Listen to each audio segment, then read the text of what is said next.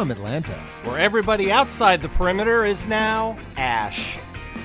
It's the 9 Billion Names of Pod with Dan Bauman and Micah Breed. I'm Dan Bauman.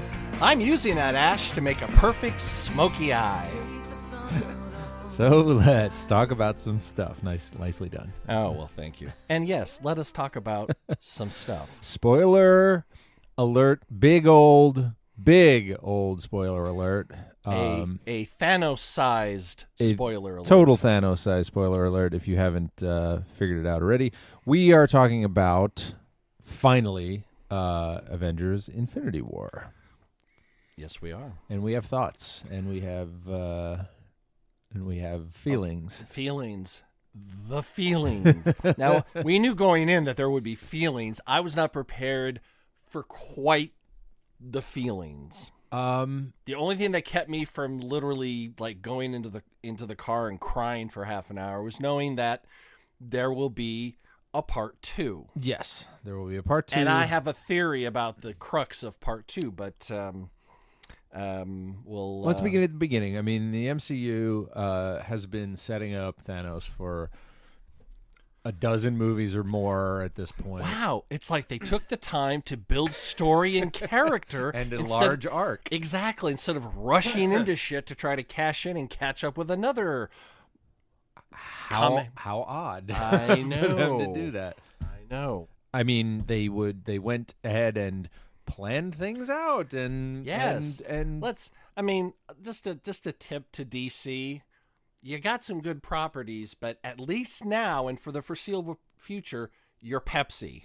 Okay? You're perfectly fine. Lots of people love you, but more people love Coke. Yeah. And that's the way it is. They have been, they have been outdone handily. Consistently. And no one can, you can't take that away from Marvel. There's always been, since the dawn of time, there has been a rivalry between DC and Marvel. Right. And honestly, for the most part in the comics, DC has kind of beat up on Marvel for the most part. Your Batman, your Wonder Woman, your Superman, going on 80 years on each, almost all three of those. And so, the comics industry has dipped, ebbed, and flowed, and there was the whole what did they call it? It wasn't McCarthyism. It was, what was that guy's name? The whole comics code thing in the 50s, where comics led to the downfall and everything to seduce leads young to minds. The downfall of everything. Right, and that's why they instilled the comics code, and then in the blah, in the 80s, the comics industry bottomed out again. There was no one was buying books, everyone was doing other things. There was movies and such, and so it's been up and down. But DC has, and I'm sure nerds will call me out on this, but for the most part, DC has had a leg up on Marvel. Hey, see, shut up, comic nerds. There they are. But in the last 10 years, Marvel has figured shit out. Now, are you talking about comics, or we know movies? Are you also? No, I'm talking movies. You're talking movies, obviously. Yeah. Well, and with DC, trying so hard, my analogy, Coke, Pepsi. Yeah. If they keep fucking up, they're going to become RC Cola. Yeah, you're not wrong. I mean, people will just go, know these, what? These random, okay, disjointed universe movies is not going to cut it. Right. We know how good it can be. Most people will consistently give another chance to Batman or Superman in the hopes. Wonder Woman's there. Wonder Woman is set. Wonder Woman is set. They've got one character that is on lock and is They had good. one not substantial, one legitimate hit in the universe. Wonder Woman, yeah. Right. But the other two, like the Batman Superman outings, have not been great. They have just, I don't hate Batman v Superman.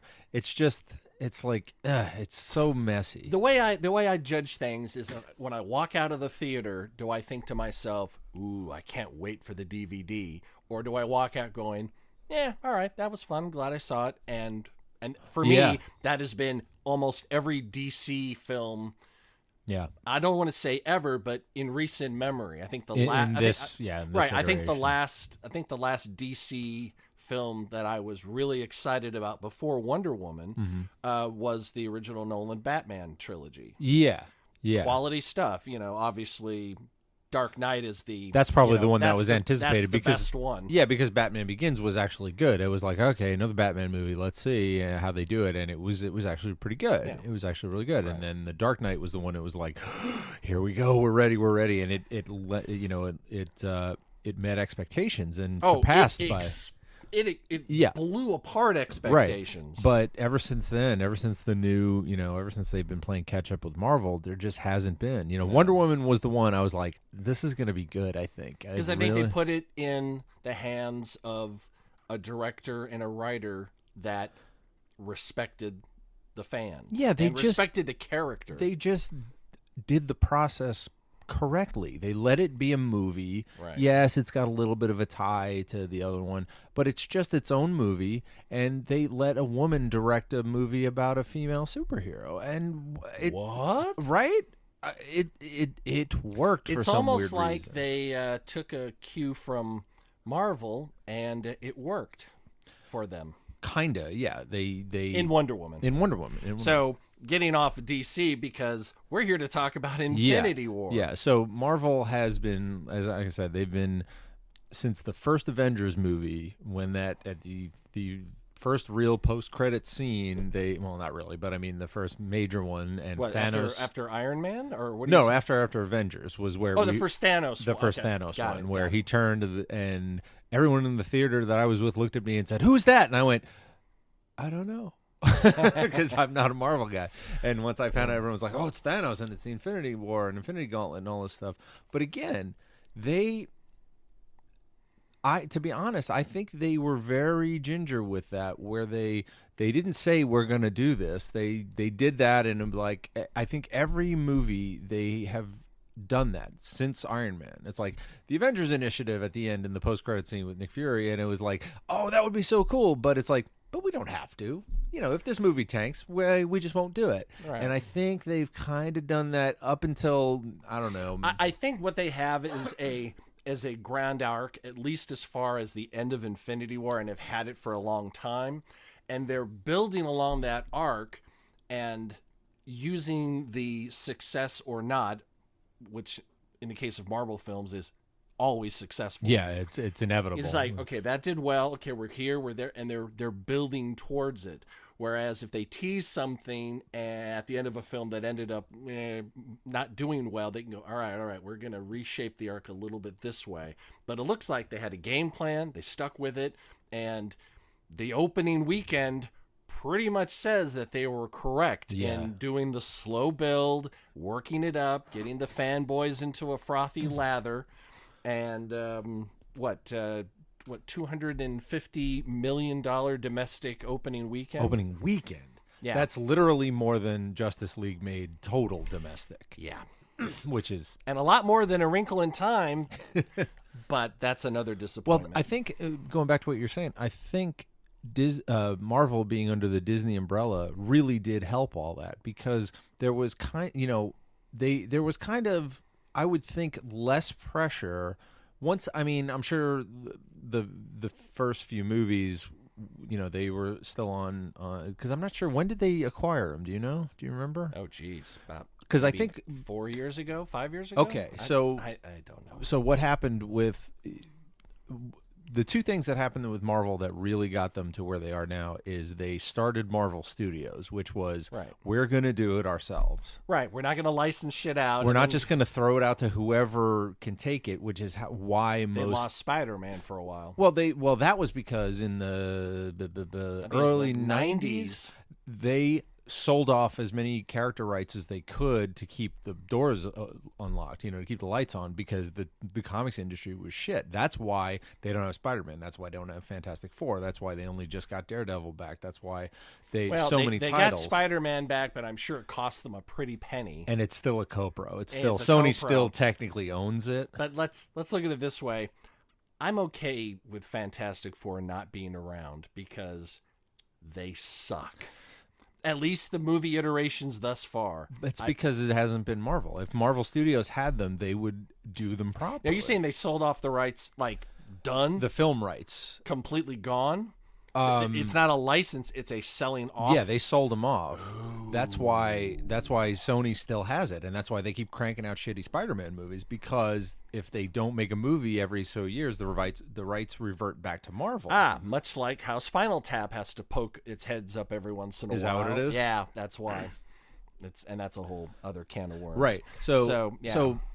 Going back to what I was saying, Marvel having everything done in house. It's like Marvel Comics is going to make Marvel Comics movies, as opposed to Warner Brothers, who kind of owns us, and Universal, and kind of whoever's around, who are these movie studios, as opposed to the comic book company. Right. And then having proven themselves enough that Disney bought them, there's that cushion of, like I said, I still go back to my Guardians of the Galaxy initiative. It's like, what, you want to do a raccoon in a tree? All right, Avengers made $1 billion. Go ahead, have fun. Yeah, here's 150 mil. Yeah, see what you can do. See what you can do with it. If we lose it, man, we'll write it off. And made another $1 billion. Exactly. So I think there's less pressure there to perform. Right. Because they know they're going to perform. Wow, it's almost like they left the creative types alone. They did the movie the way they wanted to. And then it was very, very, very, very successful. Yeah, they just had to prove themselves with a couple $1 billion prior. Well, so there is that. Yes. At this point, Disney goes, just don't even enter my office. You're greenlit. Here's $100 million to start. Tell me if you need more. Go away. Yeah. We're done. We're doing. Yeah, there is no like meetings. Please for that. let me make. No, you're making it. It's kind of the other way around. I'm sure Disney's like, you're making this many movies a year, and there you go. Come on, Marvel. We need more. We need at least 2 to 3 a year. Yeah. Come on, chop. Yeah. What are you doing? Well, when they have so many, standalone character films, at a certain point. Yeah, you're going to have like 2, 3, maybe even 4 big Marvel pictures coming out in a year. I mean, we're getting Ant-Man, Captain Marvel. We just had Infinity War. Yeah. We've already got, and Deadpool's. Technically, Deadpool is coming out shortly. Right. It's still a Marvel property. I mean, though it's Fox. Again, that's why it's a Fox movie and not a Marvel movie, because they just sold it off because they needed to. Well, and there's no X-Men and right. Yeah. Fox as well. Yeah. So. That was going back. That was one of the first times that happened to me was the first time I saw X-Men. The very first X-Men with Patrick Stewart and Hugh Jackman. I walked out of the theater going, as opposed to other X-Men without Patrick Stewart. Well, I guess the later ones, the Days of Future Past. What's his name? The not Matt Reeves, whatever. The first class ones. No, that was one of the first movies I remember walking out of the theater going, I want to go buy this DVD right now. I want to go home and watch this again. Yep. And since that has been proven with the Marvel stuff now, like you said, so Infinity War. Let's delve into the thing. We have preambled the shit out of Infinity War. Let's get to the actual film. The thing that made me that I was relieved about the most. Okay. In all the other iterations that they've shown him in, and all the extra credit sequences and all that, even in Guardians, I have thought Thanos has looked terrible. I thought up until this movie they hadn't gotten it right. I don't know much about the character. I've seen plenty of pictures. I just thought the CG rendering of what they were doing looked terrible. It was hokey and it didn't work. This, they finally nailed it and he kind of looked like Josh Brolin. I mean, they they made him, that's their kind of thing. I mean, if I knew absolutely nothing and I saw a picture of Thanos and I go, is Josh Brolin playing Thanos? Because he kind of does.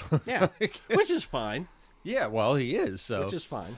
So that was the first thing in the trailers. I was like, oh, good. He doesn't look cartoony and terrible like when you have your big Steppenwolf in Justice League. Right, when you have your big baddie show up and you go, oh, that's terrible. That's unfortunate. Yeah, exactly. You can't have that. I mean, no. Yeah. So that's good. That was the first thing I was happy about. I was pleased to see that Doctor Strange played a far larger part in this than, they gave pretty good screen time to about half the Avengers. Yeah. Spider-Man had a couple of good scenes. Everyone kind of got their, Thor bit more than that. Yeah, he was Peter Dinklage. Hell yeah, man. He's already part of the extended Marvel universe. Wasn't he in one of the X-Men films? He was in, That's yes, right. he was Trask. He was Boulevard Trask That's in First Class, I want to say. Yeah, something like that. Yeah. So, but yeah, I was very interested to find out where Thor's hammer was made. Yes. And exactly. Yes. And now we know, wow, Thor he can take it. He can take the power of a dying star. He's which, for those who know their, astronomy and stuff like that, when it's dying, it's a shit ton. It gives off a lot more energy than a normal star. It's right. It's going, not supernova. Is it red giant? I can't remember exactly what the term something is. like that. Red giant. But yeah, as a star to... dies, it's a lot more powerful. Right. So, and he took it. So nice. Yep. And the fact that Peter Dinklage was a giant dwarf was amazing. The Dwarven Forge. It's your basic Dwarven Forge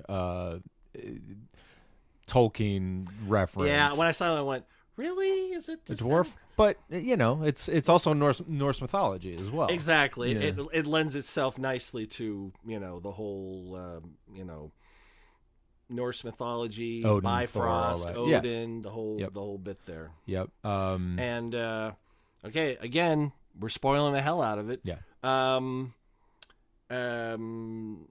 Idris Elba. Yeah. Heimdall. Died right off the bat. I mean, they knocked out in the first 20 minutes. They knocked off him and Loki. Yeah, that was pretty intense. And my first thought was, so are they just gonna kill off secondary, tertiary characters? I mean, Loki's a secondary character. Heimdall's a tertiary character. Although, he did play, the baddie. He was, getting up there, but he wasn't an Avenger or Avenger. Or Avenger adjacent. Right. I thought, all right, that's how they're going to do it. They're just going to kill off people that you know and love, but aren't part of the core Avengers group. Right. And up to a certain point, that's what happened. Yeah. Until they swept the leg, and I saw it coming, but I was also like, no, they're not gonna throw her down the hole, are they? And they sure did. Yep. Well, first of all, before we get to that little bit, I had been waiting since fucking Captain America for the Red Skull to reappear, because I knew, I was like, he's not dead. He's going to show up somewhere at some point. And he's not happy. Well, let's put it this way. He's resigned, it seems. Well, he got stuck. He's like, I can't. Here I am. I overshot it, and I was looking for cosmic power, and well, here I am. Yeah, I'm cosmic power adjacent. But yeah. I can't do nothing. Can't do nothing. So when Thanos is looking for the Soul Stone, Gamora actually has found it, knows where it is, has the map, and Thanos grabs her and takes her and says, "Okay, we're going." And well, no, he tortures the shit. Oh, out of Nebula, that's right. Exactly, and that made her tell. That's how she did it, yeah. Which there's a lot of decisions that, as a I don't want to say necessarily neutral observer, but a disinterested or uninvolved party, I look at that and go, one person to keep, no, let him kill her and you. He's going to murder everybody. Don't let it happen. And it's a trope. But of course they had to do that. And I don't, sometimes storytelling overrides logic. Or, but then again, if I was Gamora in that situation, perhaps I would, this is my sister. Yeah, she's been trying to kill me for half the films. For 4 movies. But we're good now. We're good. Yeah, we're good. We're good. The torture scene for Nebula was pretty freaking good. That was pretty intense. I was very impressed with that. Like, it's like the body's exhibit. Yeah, well, he just took her apart, because she's 80% cyborg or whatever. Exactly. And even said, why didn't you kill me? And he said, oh, it'd be a waste of spare parts or something, a waste of parts. So yeah, he convinces her by torturing her sister to take her to where the Soul Stone is, and bad mistake for Gamora. well, she had no choice, but I don't think Gamora knew what needed to happen. And I like that scene where she's laughing like, haha, you've lost. Yeah, you can't get it. You don't love anybody, Sahan. And as soon as she said those words, I looked at Thanos and Fate and I went, oh, yeah, there's a reason. Because they did their due diligence with showing the backstory. Yeah. So they, even in Guardians, they showed it. Yeah. Hitler painted roses. So even the most evil, monstrous people might have a bit of a soft spot for this, that, or whatever. Right. And it turns out it's Gamora. Yeah. And that enabled him to, I don't know, did he know that was the price? Don't know. I don't think so. I mean, it didn't seem to me that. It seemed like he just had to make that decision. Like his Red Skull's going, ha ha. Well, he didn't laugh. He's like, you must do this. Yeah, you have to sacrifice a soul to the Soul Stone or whatever the trope was. Yeah. And of somebody you love. Of someone you love. You have to give up what you love to get a soul for a soul. Soul for a soul. And no, I don't think he knew that because he wouldn't have brought her.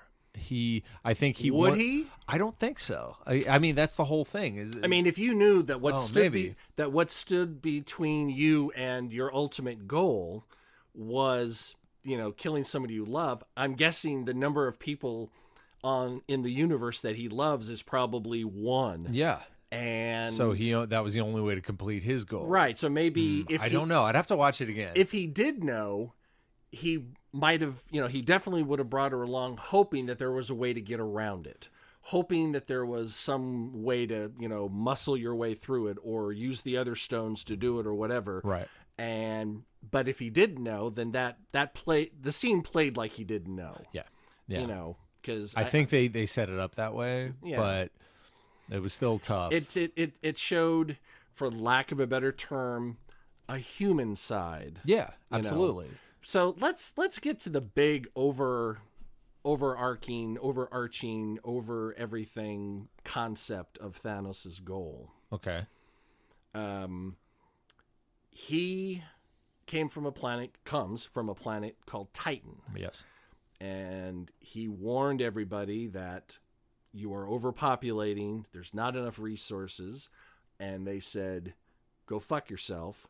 Yeah. And it came true. The place, they destroyed it. Yeah. They burned out the planet. That sounds like something that we're kind of doing here. Yep. So, but attempts to curtail that possibility in the world have been met with, China's one-child policy is looked upon as, horrific because there are unintended consequences. Yeah. Because, you have a girl as your firstborn, you kill it because you want a boy. Or you dump it somewhere. Or there's a whole generation of like 85% boys and 15% girls. Yep. That doesn't bode well for the survival of the population. Yeah. But in the abstract, I am sympathetic towards Thanos' goal in the sense that, life tends to overpopulate and suck up resources and destroy their planet. Well, I think sentient life does. I think that's kind of the point. Yes. Okay. Yes. Life itself figures it out and balances. There's balance. Yeah. Whereas, the let's say, intelligent life, not necessarily. Yes. Intelligent life finds ways around it. Like, oh, now we can live in the desert, but we've got to do all this shit to get water there, or we can live here, and we start mountains and we do stuff to the planet. So I'm sympathetic to his goal. Yeah. I think his method is absolutely horrific, and I wouldn't, his method prior to having the completed Infinity Gauntlet is, just as bad. Yeah. If anything, the Infinity Gauntlet makes it, a little less horrific. kind of. Well, it's still not. no, it's horrific. It's horrific either way. It's a different kind of horrific. Yeah. But the problem is, at least as it relates to Earth, I think that, we should look at maybe not having so many people. And I'm not just talking about, America. I'm talking about the world. I saw a thing with Neil deGrasse Tyson talking about like GMOs and food and stuff, and he's like, first of all, most of the food you eat has already been GMO'd, because if not, we wouldn't have enough food for everybody. It's what's allowing certain portions of the earth of the world to actually have food. Yeah, to grow crops that, if they hadn't been genetically modified, would not grow there. Yeah. Or if they grew, they would be decimated by this, that, or whatever. Mm-hmm. And with climate change, a lot of those GMOs are not going to be effective anymore, because, the temperature is up, 10 degrees more at a certain time, and the beetles come out and eat it. Or it's not cold enough in the winter, so the fungus keeps alive, or whatever. Whatever it is. Life finds a way. Yeah. It always does. Yeah. So his goal of basically wiping out half the universe, half the life in the universe. Now, I don't know if that extends to animals. I'm thinking probably not.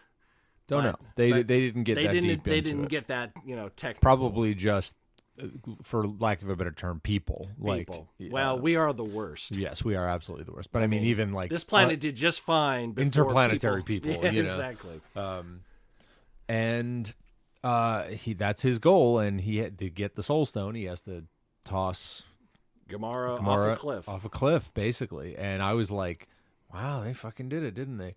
To be completely honest, I thought we were going to see a lot more deaths. I did too, but the ones that I saw, I'm like, I know there's going to be a Guardians 3, so I know she's not actually going to Gamora be. That's one of the few I think is going to stick. I think her, Loki, and Heimdall are going to stick. Everybody who dissolved into ash, I think a lot of those are coming. Dude. Spoiler time. Yeah. I think a lot of the people who did that are coming back, because like Black Panther 2 is happening. When I saw Black Panther, I'm like, oh fuck no. Yeah. There's no way that's. And the thing is that we're not going to get Black Panther 2 before we get Avengers. No, we're not. Infinity War sequel. No. So there's like, the country's like, no Black Panther. One thing that, so the filmmakers have said a lot of this is going to stick, and it's really going to change the MCU. Yes, there's going to be a reversal of some sort. There has to be, but things are going to be different on the other end. But it's not just going to be, somehow you get the time stone and zip it back and go, all right, we're good now. Yeah, we're good now. We're not bringing everybody back. Right. I thought a lot of the older Avengers were going to buy it. Maybe that's in the next one. Maybe that's in the sequel. You never know. I had a great thought after watching the movie. How great would it be if the retcon, it would suck on one hand, but the retcon of Black Panther is his sister becomes the Black Panther now. Ooh. I was like, that should be... She's pretty badass. She's pretty badass, and she's great, and she would be really good Black Panther. So, if they did... I don't think they're going to do that yet. They only gave him 1.5 movies, so it's... No, and he ain't done yet. After the success... Oh, no. People would riot. Yeah. He was amazing. If he didn't come back. Now, the thing that's going to be the linchpin of part 2, in my opinion, what I think it's going to be. Remember the scene where Doctor Strange is going through all the iterations, and I've done 14 million calculations, or possible futures. Possible futures. How many of them? Tony Stark asked him, how many of them do we win? 1. Right. And right before he disappears, right before it was necessary. Well, he says it was the only way. It was the only way. So I think that him giving the time stone to Thanos was the only way to lead to the possibility where we win. Maybe Thanos has a change of heart and brings time back, or something. Maybe he misses Gamora and wants time, or who knows? Who knows what it's going to be? It'll probably be something we're not expecting, and I hope it is. Exactly. But that's I picked up on that exact thing. And walking out of the theater, I thought to myself, I can't even imagine what's gonna, unwind some of this stuff. And I realized, like, that's why I don't write this kind of stuff. Oh yeah. Because this is not my wheelhouse. No. I enjoy watching it.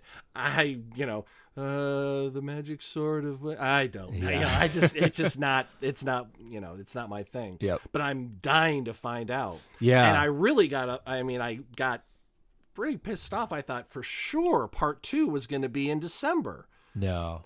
Another year. They're going to let everyone float around in ash for a year. A year.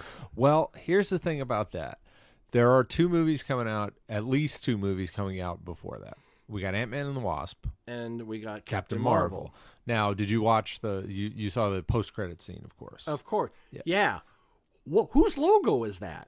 Captain Marvel. That's Captain Marvel's logo. That's Captain Marvel's logo. Okay. So that's what has to happen. We got to set, because they say the Captain Marvel movie is set in the 90s, the one we're getting. Oh, really? Yes, that's what I've heard. Now, my question is, Ant-Man and the Wasp is supposedly happening concurrently with Infinity War. Okay.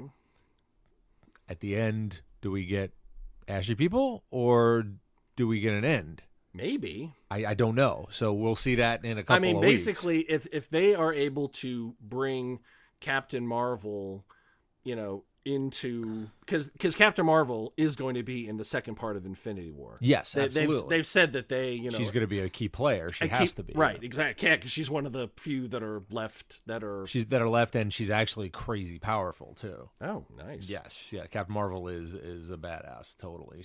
They say she's one of the most powerful in the MCU. Yeah. Well, in the Marvel universe. Well, then she totally has to hook up with Thor then.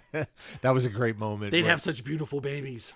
That was a great moment when Captain America and Thor finally, see each other on the battlefield, and Captain America's like, I like the haircut. So, you copied my beard, I see. That was just, those little touches were so great. See, that lends itself to what people would actually say. Yeah, friends. I mean, it's almost like the writers thought, all right, the last time they saw each other, okay, so...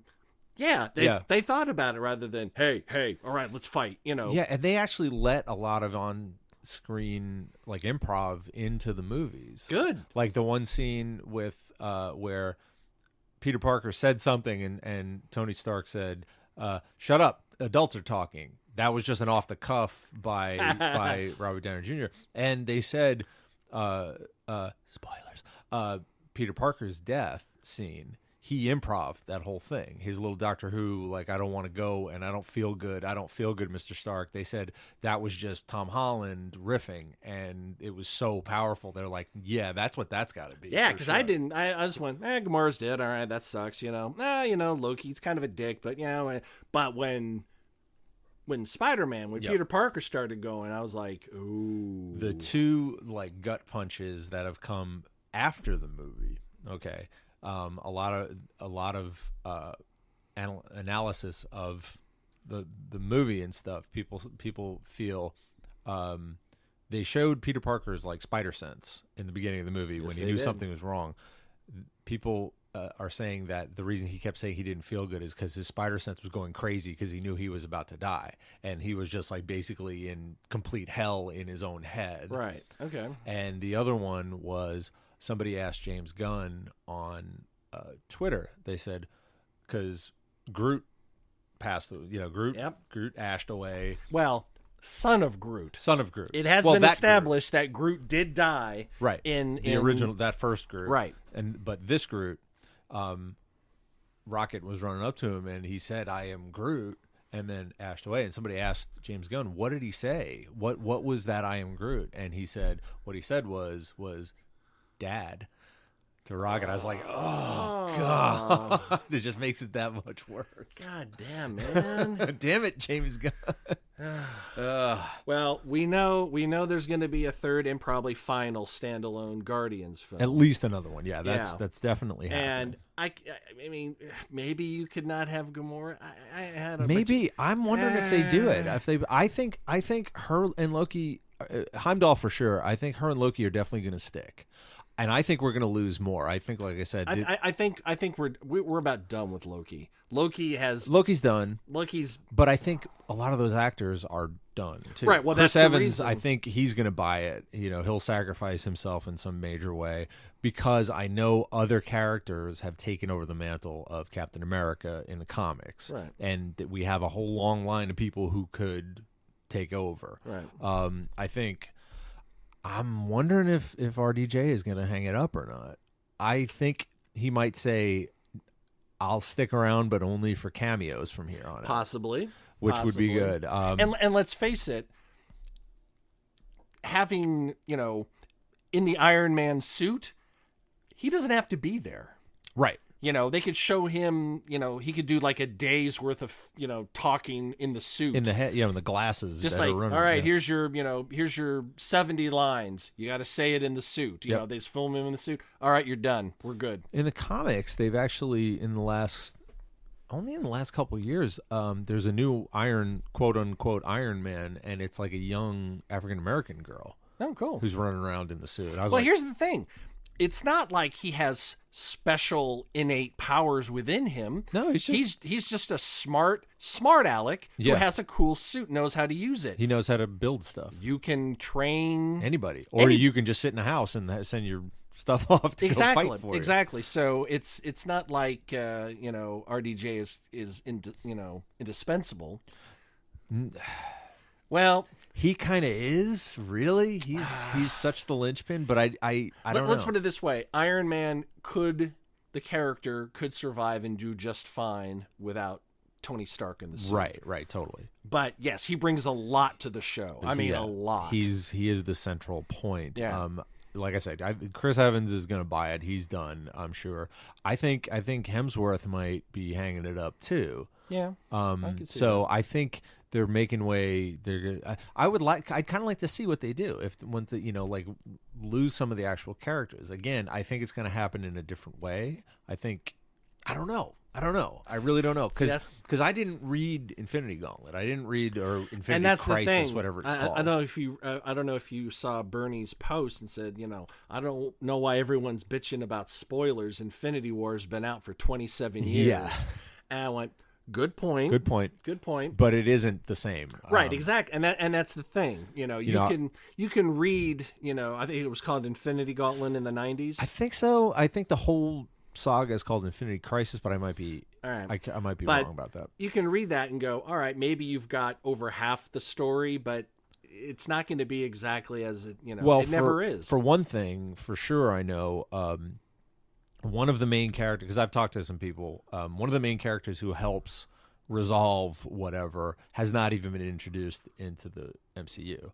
He's been kind of teased, but he has not shown up, and there's no plans for him to show up. Who is it? It's a character named Adam Warlock, and if at the end of Guardians 2, the creepy gold people, and they had that big pod at the end. What a bunch of dicks they were. What a dicks they were, and they're like, oh yeah, they were creating something in the pod, and she says, we'll call him Adam. That's who that was. And that was kind of a throwaway. So he's not going to be part of that. And James Gunn even said that. He's like, no, he's not in Infinity War. And he hasn't been introduced anywhere else, so that's different. And that may be one of those things that they drop that they may pick up again in 5 years, in 3 years, or tomorrow. But so far, it's not a thing. Right.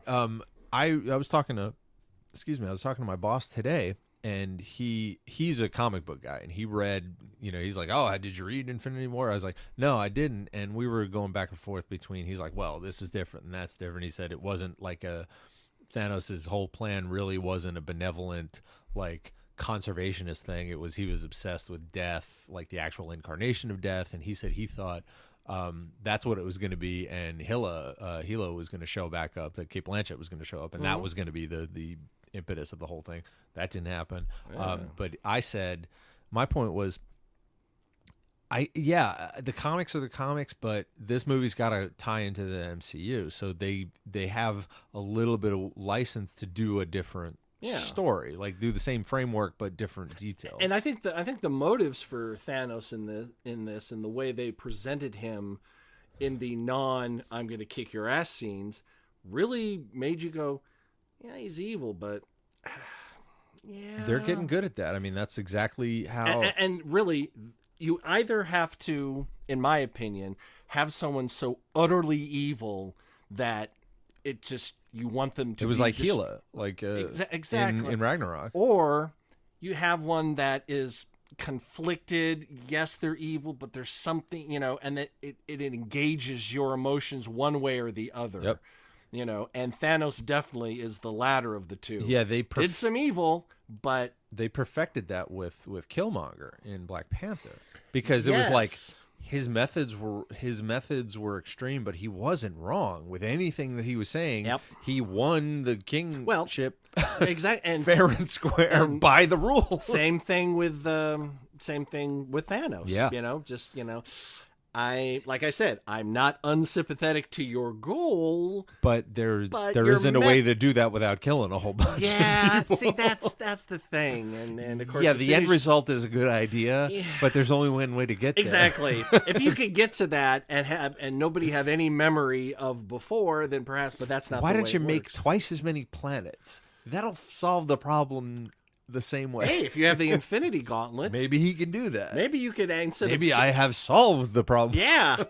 Instead of killing half the people, why not making things twice as abundant? Yeah. Or at the very least, sterilize a percentage of the. Still a little harsh. I know. Still I'm just trying to think of a harsh. way where people can still live. And of course, this has been thoughts here on Earth with eugenics and stuff. It's like, I see what you're trying to do, but God. But again, there's only one way to do that. Yeah, it's just so awful to Well, that's reminds me of a bit from The Matrix. You people, you're like a disease. Yeah, you multiply.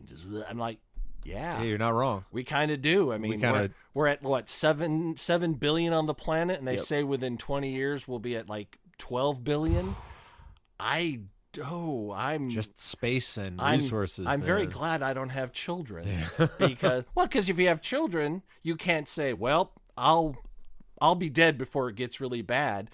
When you have kids, like, oh shit, what have I done to these poor people? Exactly, I care about my kids. Oh gosh, and even if my kids are shit, they're gonna have grandkids. Your hopes and dreams for them goes on beyond your death, and you're like, oh yeah. It's gonna get bad. But you know what? Things have been bad before. Humans, the thing that allows them to adapt to, horrific circumstances and climates and stuff will also allow them to adapt to whatever. Yes, when Florida is mostly underwater, that's gonna suck. But then something else will happen. Yeah. And, it's just yeah. Well, what else is there to say? I want to talk about how they did the deaths. Okay. Nice. Yeah. It really the effect on it, you mean? Yeah. Yeah, it was pretty intense. And it allowed them to realize what was happening to them. It wasn't just like they poofed out of existence. No, they slowly exploded. Yeah, they just quietly almost blew away in a way. Yeah, let's put it this way: the people that are left got a lot of ash to clean up. Oh yeah. Oh my God, the planet. And I hope they address that, because obviously we're not going to jump in where everything's back because they did something. It's going to be bad for a while. Not for nothing. No, not for nothing. But that's what happened in 9/11. I mean, that's all that ash was. Stuff and people, and it had, it took whatever it was 2 years to clean up. Yep. Just imagine it, the whole universe, universe wide, where half the people, It was good to see Sam Jackson back, and Colby Smulders. Colby Smulders back as Maria Hill. Yeah, that was pretty cool. I was like, because as soon as the voice happened, I was like, they brought her back. Wow. They brought her back. I'm trying to think of what else. Well. After he did that, after Thanos, snapped his fingers, you should have gone for the head. Yeah. Ouch. Yeah. The gauntlet looked a little fucked up. Sure did. Now, burned out almost. Does that mean that the gauntlet is fucked up? Obviously, the stones are apparently they're destructible because they were gonna Scarlet Witch was gonna blow it up. took out the Mind Stone. Yeah. And it was destroyed. Yeah. It took a lot, but it was destroyed. So I'm like, huh. But it looked like the gauntlet was fucked up, but the stones might still be okay. So does that mean that they're still Viable? as viable and powerful as ever, but the gauntlet no longer works? Yeah. So what's, that leads us to the point where maybe the Time Stone can revert some stuff. I'm really hoping it's something else.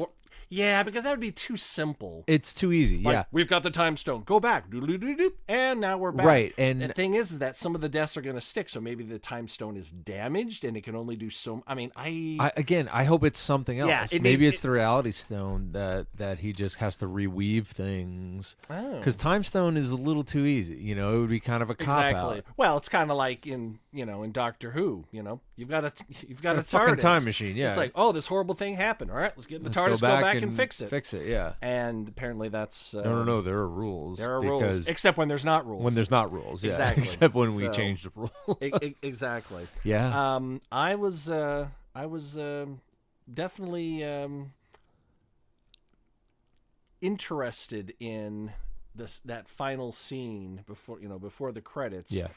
He did exactly what he said he was going to do. Sit and watch the sunset. And he sat down, and I went, this is going to be it. Credits here. And boom, it came right. I went, what an ending. Did you catch the very last line of text in the credits? Thanos will return. That's it. It just said Thanos will return. It's like, now, no promises on anybody else. Exactly. Just Thanos. Well, I'm really curious to see what they're going to do. Yep. And obviously there's the comic from the 90s, which may have but I'm not going to read it. No, I'm actually not going to read it. I have no interest in reading it. No, but like I said, I think whatever happened in the comics is not relevant to the movie. So it won't. I'm not going to read it still, just in case, because I just want to see how the movie plays out. But that's my theory. Can we show some love for Proxima Midnight? Yeah. Carrie Coon. I didn't even know that was her. I just said that's... Who is she? Now, what is she from? Carrie Coon. The Leftovers. Okay. She was in The Leftovers. She's been in a couple other things. She's a phenomenally good actress.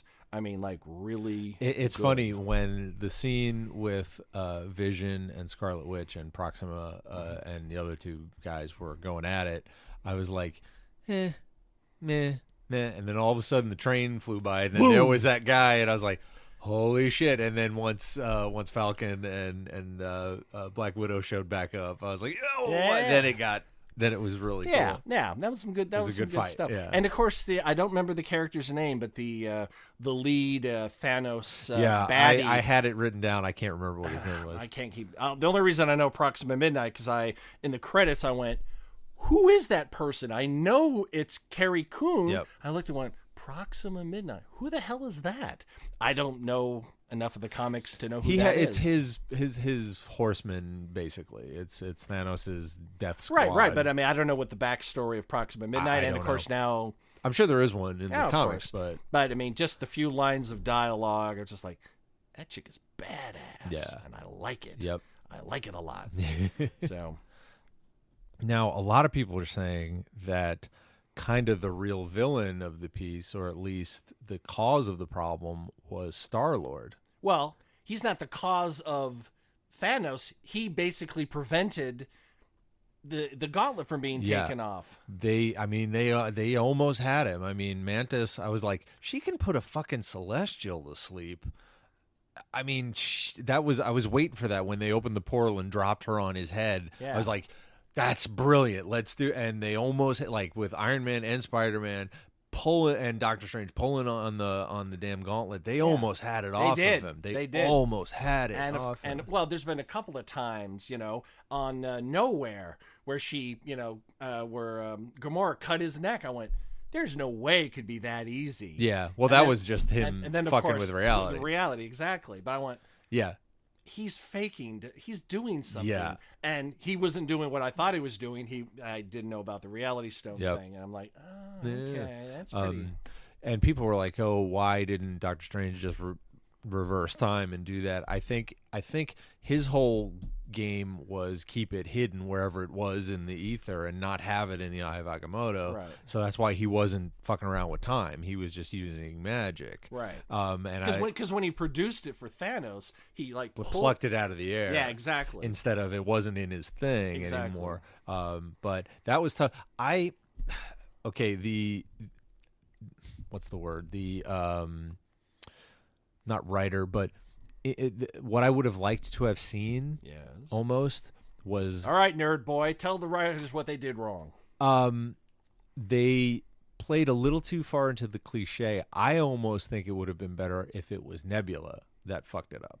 That Nebula, when she found it, like instead of the boyfriend, you killed my sister. You killed my sister. I think that would have been even that much more powerful. Was she there? She was there. That's right. She's the one who told him. That's right. I can't. She's the one who said, he killed Gamora. Like, she realized it first. He should have been ineffectual, and she should have been the one that fucked it up because of her rage. That I think would have been a little more powerful for me. But again, but who knows? Storytelling. What's going to happen in part 2? Maybe that'll come into play in some way. Who knows? Right. Or maybe it's just a choice. I thought that was, pretty. Thor had his chance. He went for the thorax. He was close. Yeah. Should have gone for the head. Yep. And he missed that. And then Peter, Peter Quinn. Oh, Quill. Quill. Yep. Quill. Star-Lord. Fucked that up. Like, have you seen what other people have thrown at him? You punching him is not going to... Or shooting him with your little gun or whatever. No, it's not going to do nothing. Okay, yeah, you're mad. We get that. There are people that can stand in the power of a dying star and be okay. Yeah, and still get their asses whooped. Yeah. Come on. Oh, and speaking of that, the Hulk. He's got Hulk-guile dysfunction. He got his ass whooped, and... did you also notice that the filmmakers completely moffated us because they fucking changed the trailer?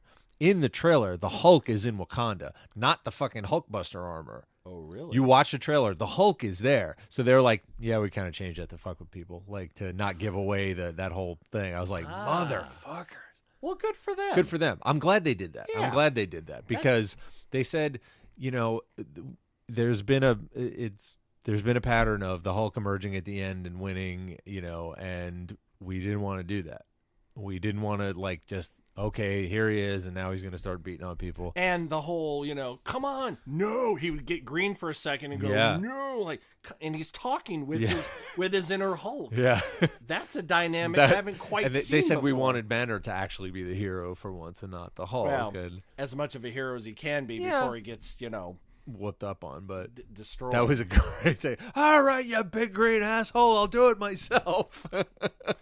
And there was just enough of the usual comedy, stuff in there, to balance out the, Yeah, there was some really good laughs. I'm Peter Parker. I'm Doctor Strange. Oh, we're using our made up names. I'm Spider-Man. He turns away and he's like, yeah. I'm like, but Peter, that is his. All right, you're not listening. It's a movie theater. Why am I talking? Yeah, that's not relevant, Peter.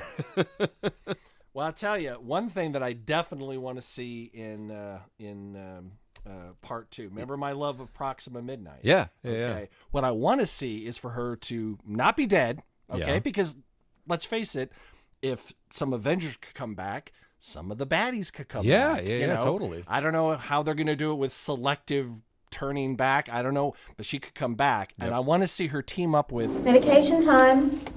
Medication time. We ran out of time. I will tell you next week. The 9 Billion Names Pod was conceived, written, and performed by Michael Reed and Dan Bowman, with Abdul Benny Hassan as the sound of splintering wood. Research, transportation, and exasperated looks by Courtney Loney. Technical assistance by Cubase, Pro Tools, Skynet, QLab, Deep Thought, Big Brother, and Eddie, your shipboard computer. Financial consideration provided by the Wayne Foundation, Stark Industries, the Perron Brothers, and LexCorp. Legal counsel by the offices of Howard and Fine. Thanos, Grimace Gone Bad.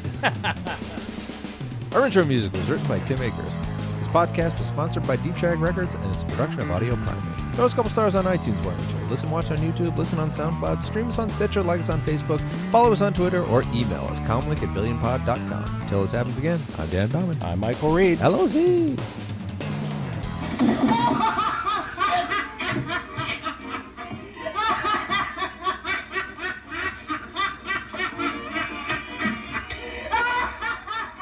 Audio Primate.